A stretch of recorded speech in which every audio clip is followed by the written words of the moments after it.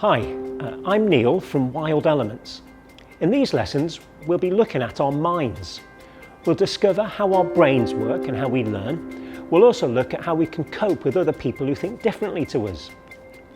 Finally, we'll discover some ways of looking after our minds and mental well-being.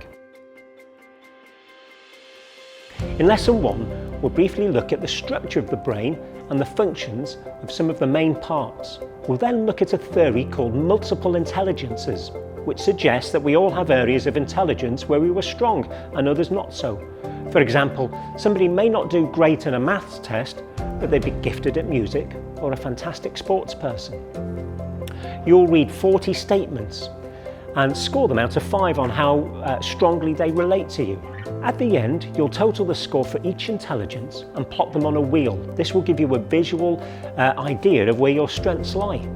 Don't forget though, your brain is always growing and changing, so the strengths and weaknesses you have today may be different in a month or a year's time. In Lesson 2, we'll look at the minds of other people.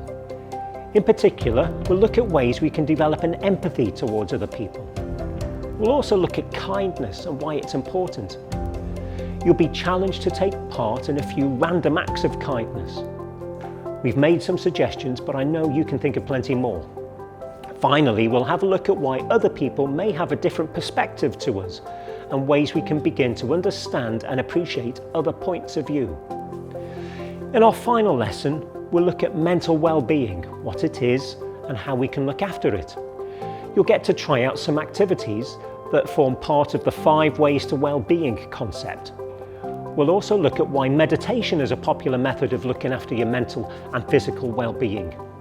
You can have a go at a bit of meditation to see if you can think it could be of help to you.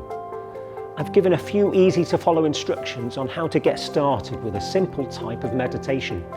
Don't worry if you don't find it particularly easy though, it's called meditation practice for a reason.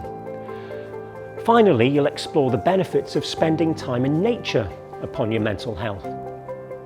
Research has recently shown that spending as little as 2 hours in nature over the course of a week can lead to dramatic improvements in your well-being.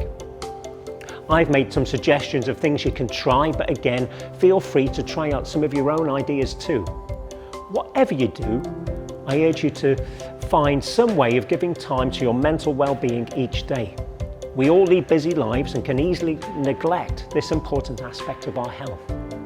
Anyway, have fun exploring the mind. I hope you learn a little and find it an enjoyable experience.